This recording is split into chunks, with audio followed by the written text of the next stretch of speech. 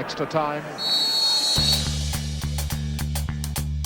Hello and welcome back to the Extra Time podcast. It's me, your host, Patrick van Straaten. I'm sure you're bored of me by now, but you're not bored of our two guests today. It's Sam Obaseki. Hello, Sam. Hello, bro. How you doing? I'm good. And Henry Hill. Hello. Yes, hello. How are you guys doing? I'm just going to start off because I'm having a great week. You know what I mean? In terms of football, my team are amazing. If we're going to be honest, we're amazing right now. And the gyms came back today, so everything is just on the up. Like, you know what I mean? I can't complain. I feel exactly the same way. Sam, I've got an issue with your team because it's called Under the Radar, and yet all you seem to do is spam social media with your team. So, like, there's nothing under the radar about your cleverly named. We came in under the radar so we can be over the radar. You got to think about them ones. You know what I mean? What are you talking about? It's a play on words. It's my Sunday league team. Henry's talking about, Pat. My Sunday league team were called Under the Radar, and not a good name. I think it's a great name actually. A lot of the players weren't seen as much. You know, a lot of the players wanted to get into semi-pro football or non-league football, and this is giving them the platform because they were under the radar to go over the radar. You know what I mean? I'm not sure you go over the radar. I think you're either under the radar or on the radar. On the right? radar, that's what I mean. But because we got so much attention now, we're over the radar. What, with the radar just like explodes as soon as it pings you? Oh my god. Henry, how are you doing? Mate, I'm good. I'd love to say I play for a semi-professional football team, but I couldn't be further from the truth. I played for Dorking Fifths the other day. a proud entity of players ranging from 16 to about 45 years old. Wow. And yeah, we had a double header back as our first game. I'm sure many people have the same, which basically means we have to play two 60-minute matches. Ooh. And I think there was a general emphasis on me being kind of one of the more fitter players that I ended up having to play about 110 minutes, but it was truly awful. I mean, did you win the games?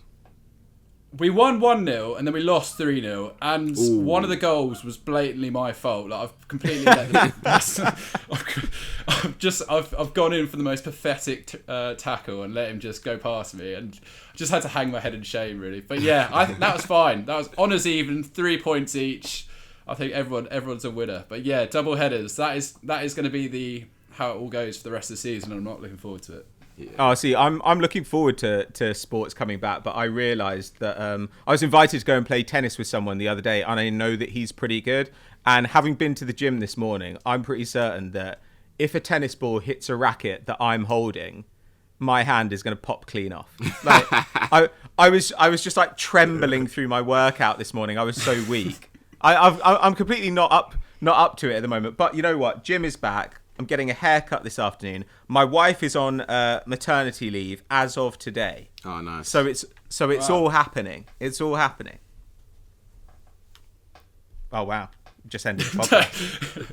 No, you know what's so bad? I thought my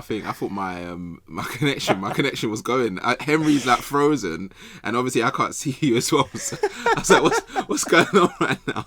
No, I think viewers need to know that Sam keeps adding himself to the call about 2 or 3 times. So we have about 3 different versions of him which keep popping up. Yeah, my connection's moving nuts. Sorry, guys. But you've got a picture of yourself in the background as well. So I feel like there are about 8 of you during the like 5 minutes before we started this podcast. People always get onto my picture in the background. Are you not supposed to hang pictures of yourself in your room? No, why? Why is that not a thing? Why is that? You're meant to hang them in other people's rooms, Sam. But that doesn't make sense. You know what I mean? Like, the image is very inspirational for myself. You know what I mean? A big campaign. So I thought, you know what? If I put that campaign on the wall, when I wake up, I feel motivated to be the man I see in that picture. You know what I mean? No? I mean, that's an annoyingly good description. Thank you. I actually own I don't know if I should admit this on the podcast, but I actually... Oh my God, go on. Oh gosh. I own a portrait of myself naked winning Wimbledon in front of the Queen. Why and how is that even a thing, bro? A little known fact about me, I used to be an archaeologist back in the day, and I used to I was doing a dig with another archaeologist, and she was an artist as well. And she said to me, if you could have anything painted of yourself, what would it be? Oh my God. And as a joke, I said I wanted a naked portrait of me winning Wimbledon in front of the Queen. And she actually produced it. And I've got a whole... I'll send it to you guys later. But it's real. It is real. That is so my mum. funny. But my mum's like banned it from our family home. Rightly That sounds so. amazing. Right. It was like embarrassingly good when it turned up in the post. Is it anatomically correct? Was it a warm day at Wimbledon? Right. It looks like a second racket, flopping around. Hey, what is going on? Right, let's talk about some football. That's a good start to the week's podcast, I think. They were coming in hot. So this week we're going to talk a little bit about El Clasico and the effect that it might have had on La Liga's title race. We're going to talk about the Champions League predictions, and we're going to talk about a very odd conversation between Ole Gunnar Solskjaer and Jose Mourinho that's currently playing out in the media, which frankly we had to discuss, and I didn't really want to talk about Jesse Lingard. So should we start in Spain with El Clasico? Because normally this year this hasn't really felt like a big fixture, but the results of this particular match could be felt in the title race in quite a significant way. So Real Madrid beat Barcelona 2-1 on Saturday. They've done the double over Barca for the first time since 2007-8. Goals came from Benzema, who backheeled in his 19th of the season, and then Toni Kroos got the second free kick that kind of pinballed in. Barca did manage to get one back through Mingueza in the second half, but couldn't quite equalise. Sam, to start with, I'd just like to talk to you about the game. Who do you think were the standout performers in the match? Where do you think the game was won and lost? I think it's just they've got the seasoned players in the right positions. Do you get what I'm saying? Like, I feel like Barcelona and Real Madrid are going through like a similar period where they're not at their best. It's quite evident. You can see Barcelona not at their best. Real Madrid are not at their best. But I feel like Real Madrid keep on getting the results because they've got Benzema, they've got Modric, they've got Cruz, even their back line. They were missing Ramos, but the rest of the players, like Vasquez, he's just become a solid right back. I don't know what's happening because I never actually rated him ever. I've never rated that guy ever. Yeah, but since he's gone right back, he's delivering the goods. Even in the final third, he got the assist for Benzema's goal, and yeah, I think players like Benzema. I think Benzema is just. He's just one of those players that you've learnt to love and appreciate more, especially because of Ronaldo leaving. Like the type of striker he is, I don't even think we have that many strikers like him in the current game. He can do everything. He's hold up play is amazing. He can get past a player at his age. Like he's scoring big goals. And his videos on Instagram are wavy as well. So he's got the full package. But yeah, I think Benzema and their midfield, Modric and Cruz were their main players. Yeah, well, obviously in this game as well, Casemiro was kind of at the centre of things. He made 9 tackles and interceptions. Eventually got sent off in the 90th minute. Yeah, Benzema's an interesting one, right? Because it almost feels like this season some of the older strikers are having really good years. Yeah. And I wonder if that's partially because they're great players, but I think maybe the slower pace of this year that has been kind of enforced by COVID is perhaps benefiting them a little bit more than usual. But that said, Henry, I thought that Vinicius Jr was really decisive in this game, and obviously coming off that midweek game against Liverpool, do you think that he's taking a step forward at the moment? Do you think he's somebody they can rely on in the future? Yeah, I mean, just eagle-eyed watchers of Continental Club will know I've actually been very critical of Vinicius for a lot of this season. But I mean, once again, fair play to him. 3 chances created, 3 dribbles completed, and 4 tackles and interceptions as well. He is stepping up, and I think that's actually, just to kind of elaborate on what Sam was saying there, that is why Real Madrid are suddenly looking so strong, because for a lot of the season, Benzema was carrying the squad, and suddenly even players like Asensio are stepping up to the plate. And you're right, just all their players are coming good at exactly the right moment, which is quite interesting because this will be the second season in a row that's kind of happened there.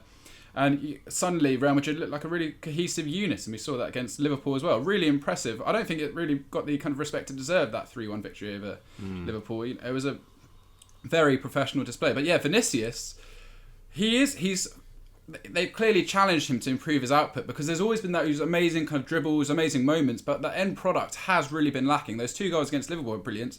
And once again here, he's stepping up and being a provider. And let's not forget, like, Benzema was quite rude about him at one point. Obviously caught on camera saying, for the love of God, don't pass the ball to him. He's playing against us almost, which is a really quite a damning thing for him to say. So yeah, like, I still think that Vinicius has to do this on a more consistent basis. Yeah. I hope he does. He's still young though, man. Obviously, he is still like 20 years old, but he's played over 100 games for Real Madrid now, and I was beginning to think that Rodrigo's maybe. Yeah, he's played a lot of football for Real Madrid. Rodrigo has obviously been. He's been coming on and showing a bit more form recently, but it is vital for Real Madrid for these kind of players to pay off, because they obviously completely shifted their transfer focus towards trying to get these younger, more exciting players from South America, get ahead of the market, as it were.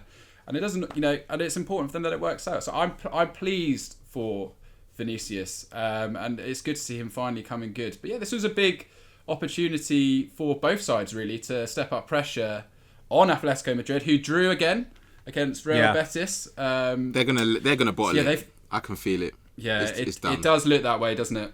Yeah. Really, is that what you guys think? Because I was going to say, like, now we've got Barcelona, I think, on 65 points. I think Real Madrid on 66 and Atleti on 67. Now, Barca have the best goal difference, but I was looking at 538, like the statistical prediction company, and they now have Atleti rated as the 3rd most likely to win the league, and Barcelona first, because of course Barcelona and Atleti still have each other to play in a couple of weeks' time. So, what do you guys think? Like, Sam, do you feel then that Atleti are kind of...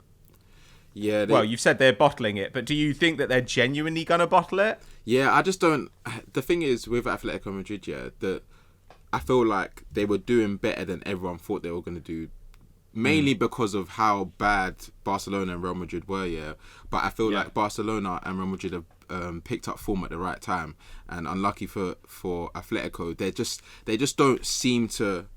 They're not clicking as well as they were at the beginning of the season. And I think Messi, this might be his last season at Barcelona. This would be the perfect way to bow out. You know what I mean? And even at Real Madrid as well, there's some players that still have that chip on their shoulder saying, yeah, we can do it without Ronaldo. We can win leagues and that without Ronaldo as well. So I feel like the motivation at Barcelona and Real Madrid are just different. And they've got better quality players in key areas for me. So yeah, I think Barcelona are going to do it. I agree with that predictor, because Messi, you just can't count him out. You know what I mean? He's going to carry them until he leaves, and hopefully he does leave, because I want to see that happen. Me too. I mean, though I was looking at his stats in this game. I mean, he didn't score or assist, but he had 7 shots, created 2 chances, completed 7 dribbles. And I was looking at who scored, who do their own man of the match based on the stats in the game, right? They've given him man of the match in 8 of his last 12 games, in which time he scored 12 and assisted 6. Though, I do have to say, there was a really funny moment in this game. Ferland Mendy kind of pulled down Martin Braithwaite in the box. Messi went over to the ref, complained, and the ref, Gil Manzano, said, "Do you know the rules of football or not? If you don't, then I'll explain them to you later." To Lionel Messi, which I think is wow. That's a real power move. I mean, Henry, Sam thinks that Barca are going to go ahead and do it. But Barca, as we said, do have Atleti to play, whereas Real's toughest fixture left, I think, might be Sevilla. Do you agree that Barcelona are going to do it? Because Real Madrid, of course, also have the Champions League still to contend with and could go further. I mean, that the Champions League could be, 3 more games? 4, I guess maybe 4 more games max. Yeah, I mean, I don't know if that's going to be a massive burden. I think they've got... Fede Valverde is just coming back in at a bit of the right time. So obviously Casemiro is going to be missing, but that's going to be important there. I still think Real Madrid, they're both on the right path, both got the right momentum, but I do think that victory in El Clasico will put Real Madrid in the ascension for me personally. Just quickly on Atletico, they play Huesca and Eibar next, who are both right near the bottom of the table. So that's going to be a real telltale sign for where they are. And I think their problem really is just the goals have dried up completely. Marcus Llorente has not scored, I think, about 8 games for club or country, or got an assist, and he's obviously been like a big driving factor for them. Suarez as well, and then João Felix. He's kind of disappeared, hasn't he, in the second half of the season? Yeah, he has. After we all kind of raved about him at the start there. Even like Thomas Amal, everyone's like raving about his transformation as a central midfielder. He's still not really producing massive numbers, certainly for what they're looking for. Whereas the other side of the coin, Barcelona have a whole plethora of players who are capable of scoring at the moment. Even like Trincao is capable of popping up with a few goals. Even Ansu Fati is going to be hopefully coming back, fingers crossed for the run-in for them there. So they've got a hugely exciting kind of core. I did a scout report on Ronald Koeman and how he's technically transformed them and rejuvenated some of the players there. I mean, it's interesting the Oscar Mingueza score again. He's come out of nowhere, hasn't he, to become quite a prominent feature in this Barcelona side, and I think that's quite indicative of what they're doing there. So I don't know if it's necessarily important for Barcelona to win the league this year, because I think they're really looking up, and they've got a Copa del Rey final this weekend to look forward to. So any trophy in second place is important for them. I actually think for Real Madrid it's a bit more interesting whether or not it may be more important for them to win the league, because they're going to have to go through a big transition in the next few years, because they can't keep relying on these kind of seasoned midfielders to sort of dig them out of jail later down as the season wounds on. No, but you know what you know what you're saying, Henry. I hear what you're saying about Real Madrid kind of needing it more, but at the same time, Barcelona, if they don't win this title, like this will be the end of Messi at Barcelona. Do you get what I'm saying? I feel like this is their last hope. This is their last hope of keeping him and saying, okay, cool, we're going in the right direction. Because last season, last season he carried them the whole way. They didn't win anything.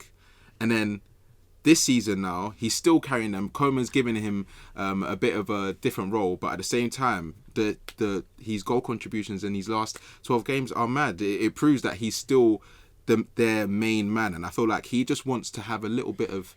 He still wants to win things. Well, this is me talking like I'm Messi in it, yeah. But if I'm Messi right now, I'll be like, okay, cool, there's PSG, there's Man City. These two teams have other stars in their forward line. Not saying that Barcelona don't have stars, but it's just not on the same level. And we're not winning. Do you get what I'm saying? And they've got... How are they going to improve next season when the Real Madrids, they're linking their links with Mbappe and Haaland? Barcelona, the only transfer talk that we've heard from them is the players that they're letting go. Like, that's not really going to be something that you'll look at that project and think, yeah, I'm going to stick it out. Obviously, he's a Barcelona legend, so it might be different. But for me, if I was Messi, I'd cut out.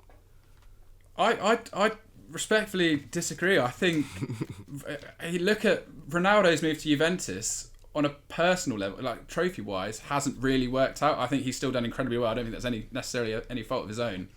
The money involved in signing Messi, irrelevant of a lack of a transfer fee, is going to be huge and astronomical.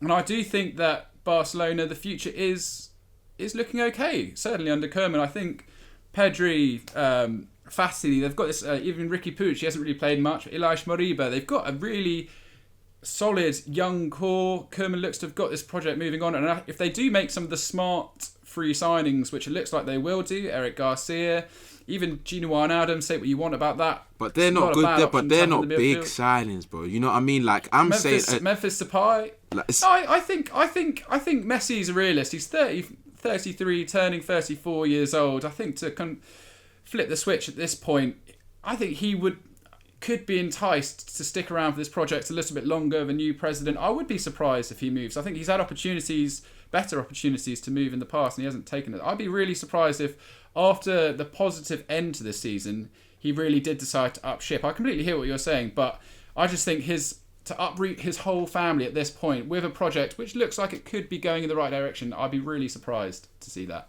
I agree with you both a little bit. Like, I think that if Barcelona don't win the title, it would be an easier decision for Messi to say goodbye. Especially if, say, Man City do offer him a good contract and they win the Champions League. You know, I think that would be quite tempting for him.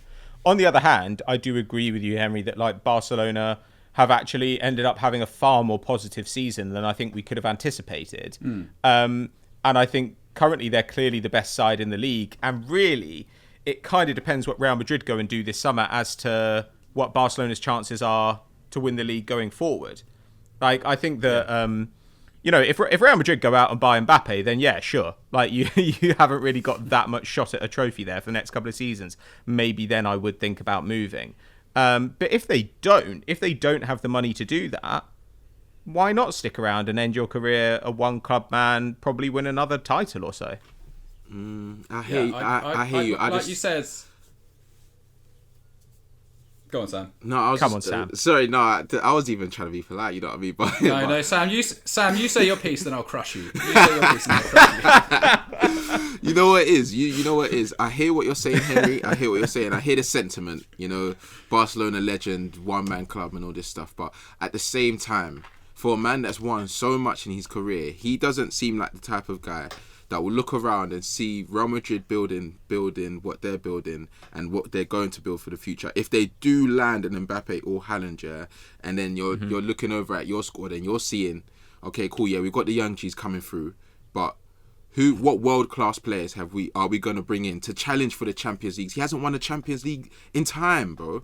Like, that's something that he wants to win. Do you get what I'm saying? And I feel like a new project might be the perfect time for him to actually look at a new project and say, yeah, there's something in it for me. Like, I don't think that obviously he's won everything at Barcelona in it, but to say that I was gonna say there's nothing left for him to do at Barca. Obviously there is, because it's Barcelona and he's a legend there. Yeah? But at the same time, him going to PSG or going to City, like, that would just be. Do you not think that would be sick, bro? Like, even just as a fan, like, do you not want to see Messi wearing that a different shirt for once? Like that, I'm here for the storyline, to be honest. No.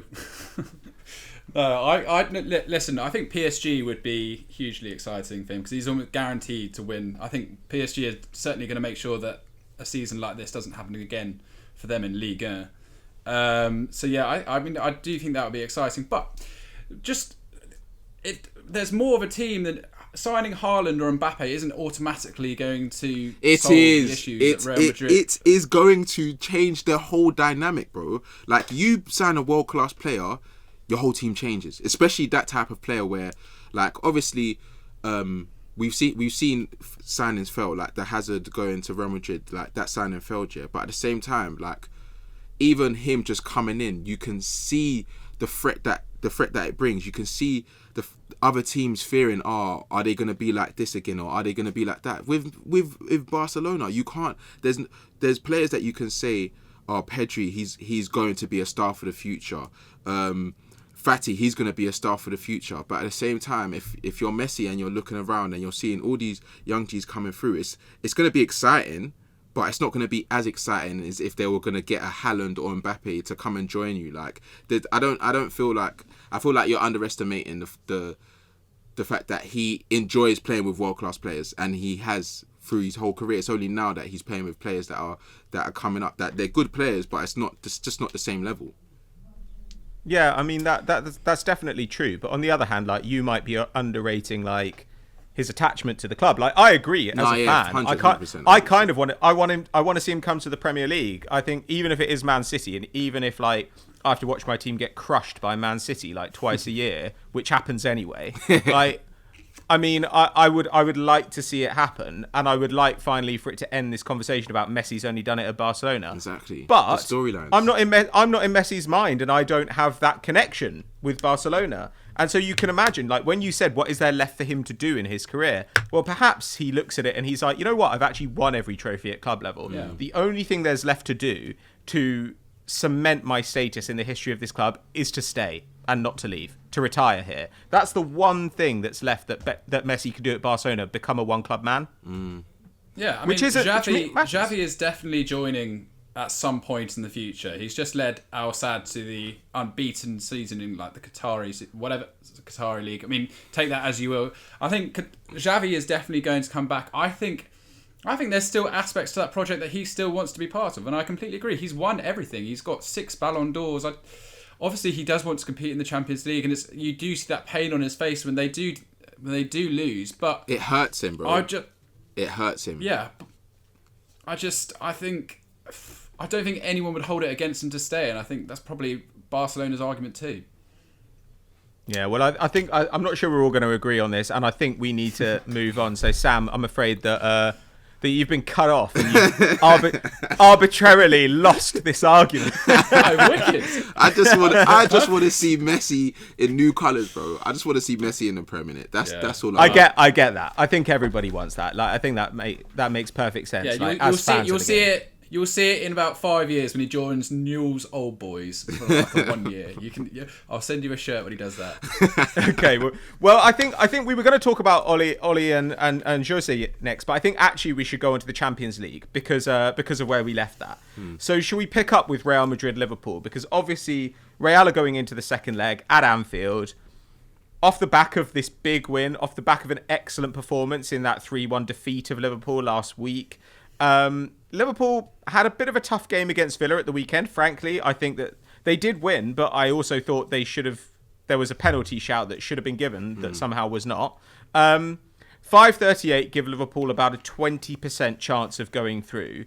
Sam, how do you feel about Liverpool's chances? Do you think they can overturn this? Do you think they will overturn it? I think it's done, man. I think it's done. I don't really. Without the Anfield atmosphere. Like, it's just going to be completely different. Like, that's something that they could rely on to carry them through, and it's been proven to be a factor in previous fixtures, isn't it? So for them not to have that, and for them to not really, like you said, they didn't really, they scraped the win against Villa. Like, they just don't look as confident. And I think it starts from obviously their back line, but even going forward now, sometimes you see Mane and Salah, like, they're just not working as well as they used to. Like Jota, I feel like Jota coming back is big for them because he just bags goals regardless in it. Like he just gets in the right position and he just scores goals in it. But with Salah and Mane not really banging, and like at that game against Rome, the first leg, they were just not on it at all. Like, and for such a big fixture, like, you need those type of players to kind of give the rest of the team motivation. Do you get what I'm saying? Because even when Trent made that mistake, it's like he couldn't even look at his other senior players to like get him out of such a situation. He just had to deal with it. Like, and he was like, that was mad after all the conversation that they've been having with whether Trent should go to the Euros and all of that stuff. For him to head it back in that situation, it was just, I felt for him. To be fair. So you just don't see it happening under any circumstances? I don't think.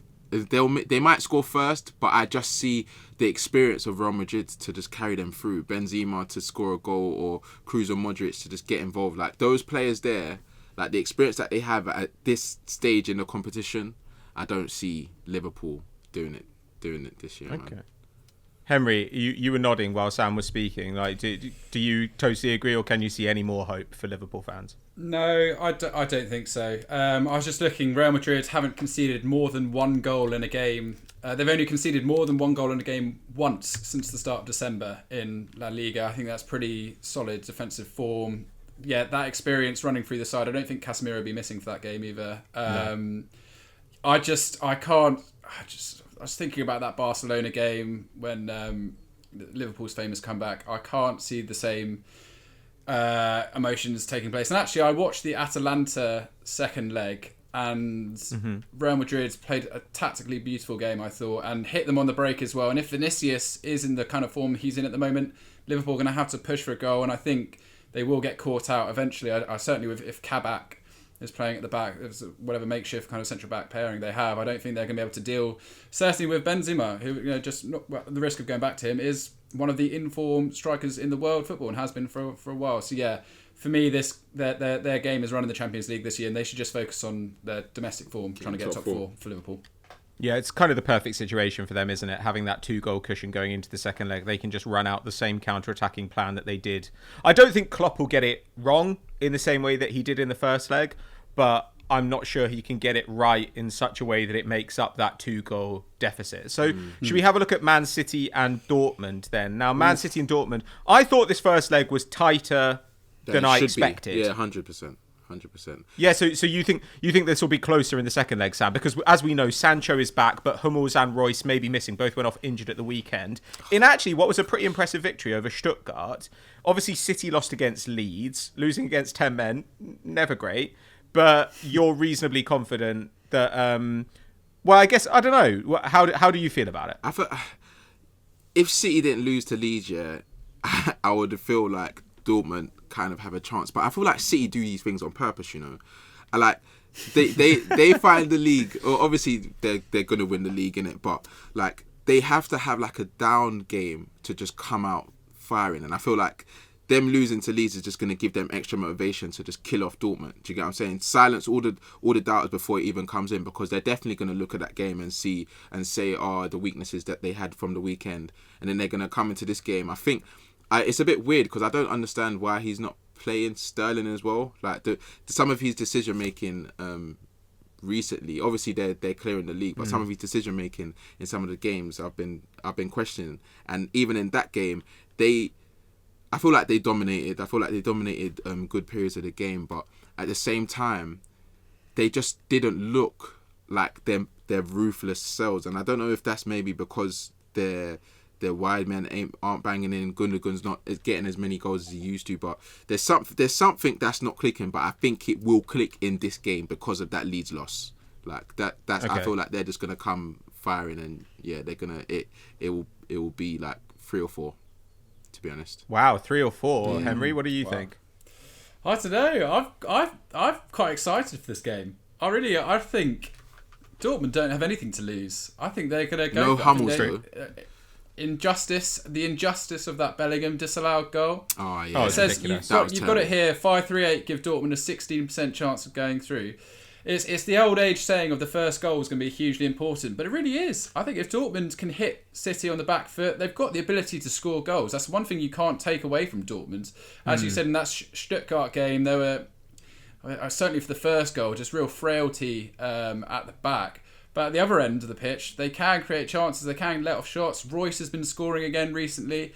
I don't think this is as clear cut as it's made out to be. If Lyon can get the better of City as they did last year, and they haven't looked great over the last few games. Obviously, they dominated Leeds and just got hit with those 2 goals. But if Dortmund can be intelligent, try and hit them on the back foot and get an early goal, then I think this could be quite a nervy game for City because they don't have the pedigree of going deep into competitions like this. So yeah, I'm actually compared certainly the Madrid, Liverpool, the Porto, Chelsea game, which for me is a foregone conclusion. The Bayern, I kind of not sure, but the Dortmund City game, I'm really excited to see how they approach it. It could be over, like Sam says, in a matter of moments. I think City could score twice and they'll be like, well, that's it.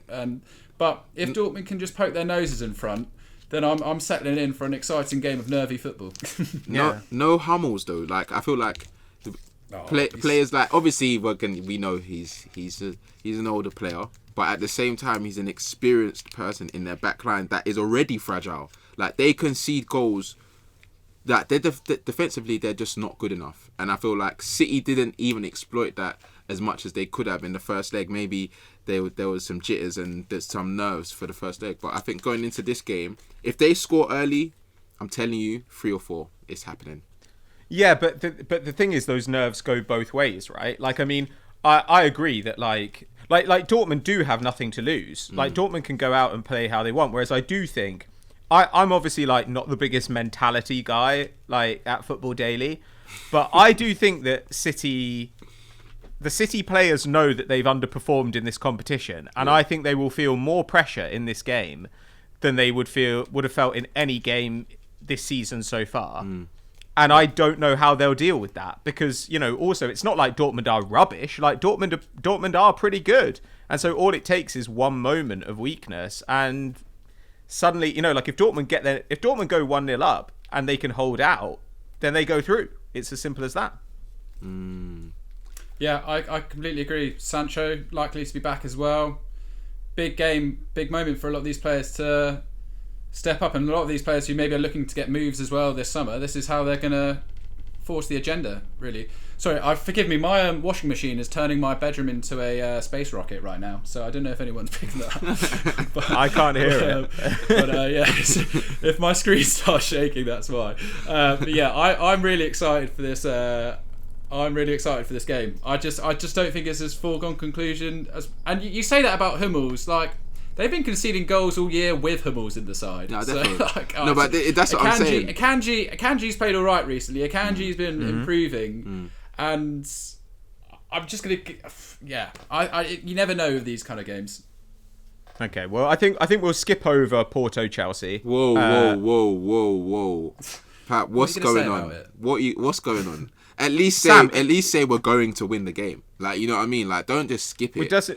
I don't know if you're going to win the game, but you've won the tie. Like, it doesn't matter. Like, you're like 538 give Porto a 1% chance of going through to the next round. That's generous. Yeah. I think that, I mean, even though Porto were pretty good in the first leg, it just doesn't matter. 2-0 down. There's absolutely no way. Chelsea, maybe not, but their weekend performance might be a sign that attack is just starting to click. And if so, this could be an absolute bloodbath. So, like, shut up about Chelsea. Thank you. Sam. That's all I wanted from you, Pat. I just wanted some nice words about Chelsea from your mouth, and I got that. So thank you very much. I appreciate it. Well, I didn't enjoy it. I feel dirty about it. But Sam, I'm not going to ask you about Chelsea because I'm not an arse kisser. Tell me about Bayern and PSG instead. Tell me about that game. Oh no, this game's going to be mad. This game is so exciting just because I really want PSG to win just because I love Mbappe and Neymar, yeah, but also the fact that Bayern Munich dominated that game so much. Like, they dominated that first leg and they couldn't get the dub, yeah. But I'm just hoping that happens again. Like, I just want Mbappe to school them again, and I also don't want him to leave PSG as well. So I'm hoping if they get to the final. My dream final is a PSG Chelsea final, yeah, and then we win. Well, why would you want that? You're definitely going to lose. No. Don't say that. Don't say that. Because we're in the runnings of winning this, innit? So let's not even get it twisted right now. We're in a very good position. But my theory is we get to the final against PSG, yeah, then we win, yeah, and then Mbappe comes to Chelsea. I mean, let's just move on from that. Henry, what do you think? What do you think Bayern's chances are of overturning this game? Because obviously no Lewandowski, no Süle. I think probably no Goretzka, though they're not quite sure on that. He may make it back. That's a big miss, actually. It's not sure, but it's possible. Süle, I'm not too sure that matters necessarily, but I think, but I still think they've got. It says here 29% chance of going through according to 5-3. I still give them more of a chance of going through. If PSG can turn up and score 3 at the Allianz, then I think Bayern are equally capable of doing the same at PSG. And we saw PSG look really nervous against Barcelona in that return leg. And Bayern Bayern have got a lot less to do than what Barcelona did there. Just missing Lewandowski is such a big shame, isn't it? Because we saw Choupo-Moting did give up a few gilt edge opportunities in that first leg. So I'll be interested to see the starting lineup of Bayern Munich, whether or not they just push Thomas Müller further forwards and bring in some other players behind them. But I feel like someone like Gnabry could have a really big impact in this game. I think he could turn up. I still, it's difficult. I don't know who's favourite for this one. I really don't. It's hard to say. Obviously, PSG have that advantage. I still think Bayern Munich could pinch this one. I'm going to back PSG to go through. I mean, I completely understand where you're coming from, but I just think that advantage, the sensible money is on PSG, right? Yeah. Like, so I don't know, like, would you say PSG, you'd say PSG overall, even though you think it's possible Bayern go through?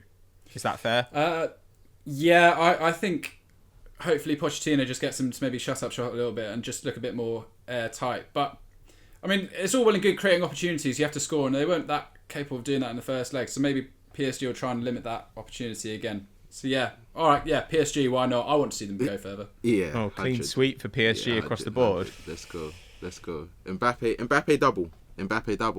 I'm feeling another Mbappe double. Yeah, man. I feel like he's on a mission to prove why. Actually, I don't know. Sam, I'll tell you on a mission that he's not on, and that's joining Chelsea. That is not part of his. That is not part of his. No, but like zero chance of that. You know what it is? I think after that final, cup final last year. Now this is a fair point. Yeah. After that cup final last year, I think he's just on a mission to win the Champions League, man. Like in the Barcelona game, I feel like he's just got a new energy. Like he's a bit fearless. Like even the second strike when he was facing up Boateng, he just looks so confident. And yeah, man, if the reports are right about him wanting to leave PSG after this season, this would be the best way to bow out, like winning them the Champions League. And also Neymar is just being Neymar, and he's just on 4 minutes. So I think you're not going to be able to stop them scoring. So I think PSG it's going to be like it's going to be a PSG win, man. Yeah, I mean, by the end of this summer, Mbappe could have won everything there is for both club and country if he wins the Champions League and the Euros.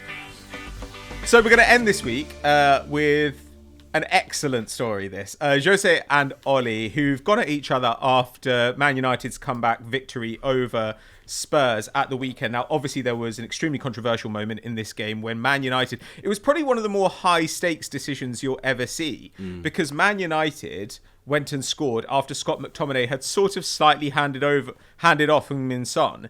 And for a moment, it looked like the decision was either going to be a goal for Man United or potentially a red card for Scott McTominay. Yeah. Now, in the end, it wasn't given as a red card. Before we get into this, can I just ask you guys your opinion on this? Because to me, I was kind of like, it does look a bit intentional, and so it is going to get given. But on the other hand, it is soft. It's not much of a touch. I didn't quite know how to weigh those things up. I thought it was a bit silly of McTominay. Yeah, I don't know why it got such a negative reaction on Twitter as it did. I think I've seen goals ruled out for much less than that and had lesser reaction. I still think he did strike the guy's head, strike Sonny's face, flying hands. You don't like to see it because it was a nice goal, but I'm not shocked that goal was written off. And I think the whole the game's gone. The game's it's in disarray. All that kind of bullshit nonsense which people come out with. I don't know if that's necessarily relatable to this goal. I think some of the offside decisions of the weekend were far more pressing than what happened here, quite frankly, in my opinion. But yeah, agreed. I'm grateful for it because of the EastEnders-esque drama that it's produced. So that's the only kind of positive as far as I'm concerned. Sam, can you disagree on this? I'm on the fence, I'm on the fence. I'm a bit like you, just because I hear it. Like when they said that the referee should go to the monitor, I knew he was gonna disallow the goal, but at the same time, it's just like, okay, cool.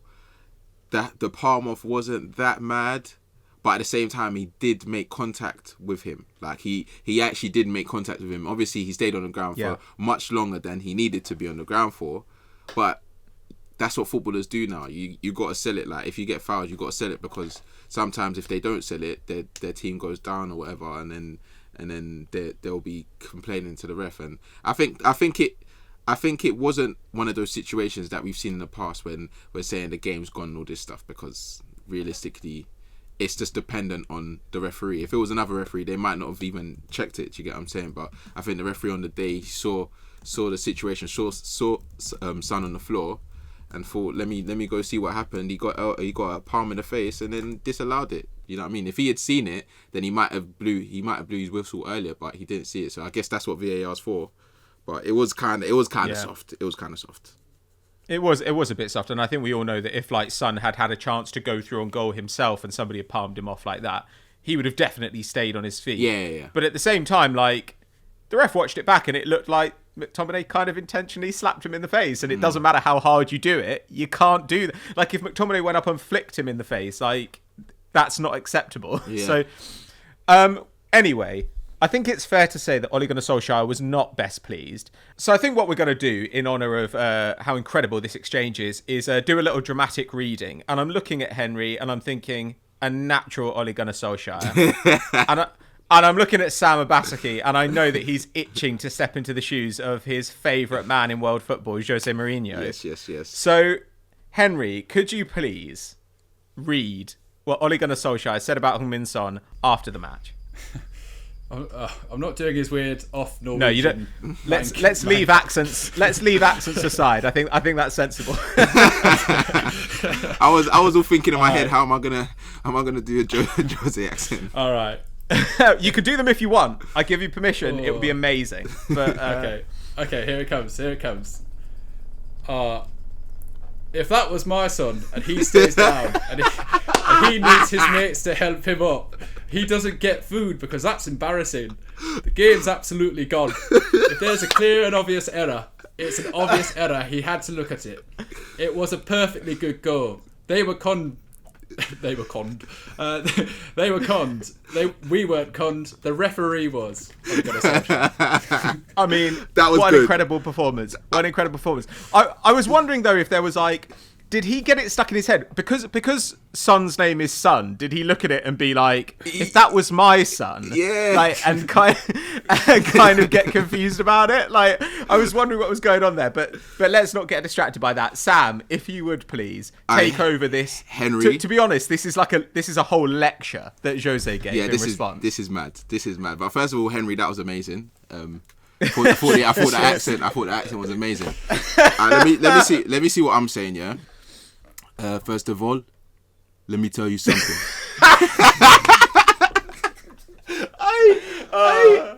What's my Jose saying? Is it good or should I just carry on the normal? You lot tell just me. carry on. Just power through.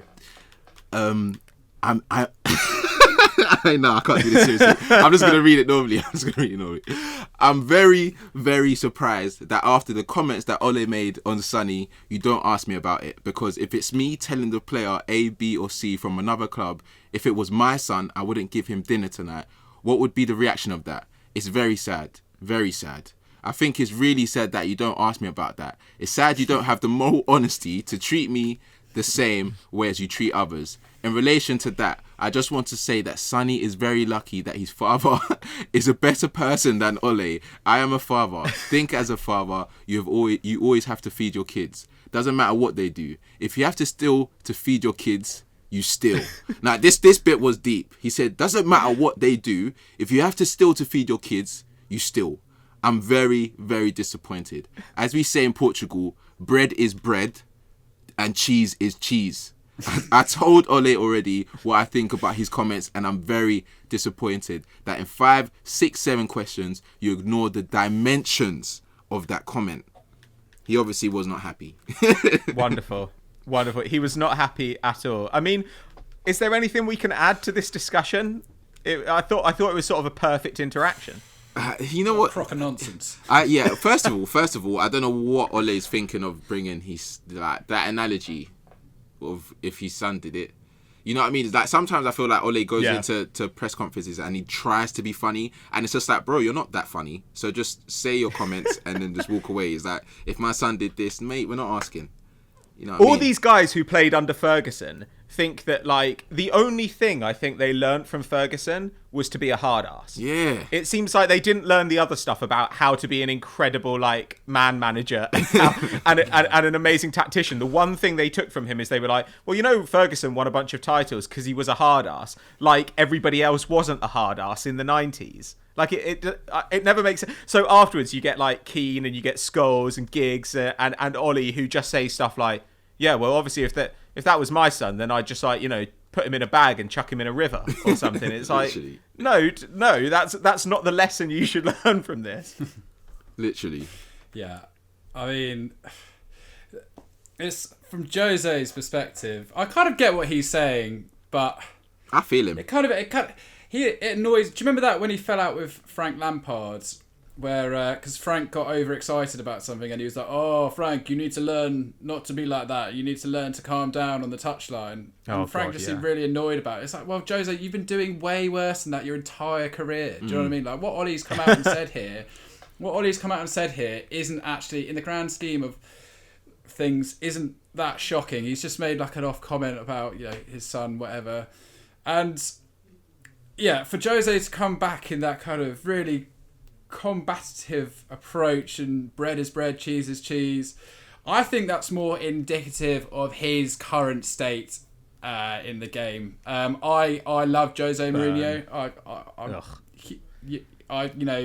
It really upsets me to see what's happening, but I think this is just him. He's been outwitted by Ole Gunnar Solskjaer. I don't think he ever imagined in his wildest dreams Ole Gunnar Solskjaer would have more credibility as a manager as him, like legitimately. Let's not take it too far. Let's not take it too far right now, and that's what I'm not going to allow to happen in it. Because from my perspective, what I'm seeing from this Jose comment is the fact that a man is very worried about how Ole treats his children, and he's. Oh my God, Sam. Oh my God. Because the way he's talking is just like he actually seems concerned, bro. Like he's telling me that in his country, no, he doesn't. That bread. Concerned. He's saying bread He's is not bread concerned. and cheese is cheese. What Sam. does that mean? Someone just tell me what that means. Nonsense. Oh, well, I think they both look like idiots. But I'm very grateful to you guys for adding what I think was some dignity and gravitas to that particular exchange. And thank you very much for being on the podcast today. Is there anything that either of you would like to point to before we say goodbye? Sam, have you got anything coming out? No, I don't think so. Do I? No, I don't. I'm confused. Snapchat. That's what I was gonna say. Snapchat. If you're on Snapchat, go and subscribe to Football Daily. Also, there's new, like we said in the last episode that I was on, actually, there's new ideas in the works that are gonna come very soon. So look out for them, and we'll need your opinions and your interaction. So that's it for me. Oh, cool. Henry, have you got anything else?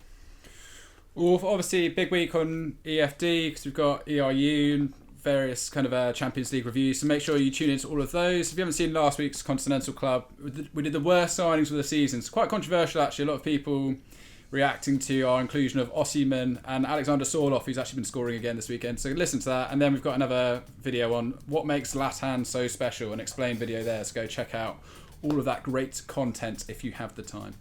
Great. Thank you very much. Thanks, guys, for joining me today. And thank you to you for watching or listening at home. We hope to see you or be heard by you next time. Catch you later. Bye.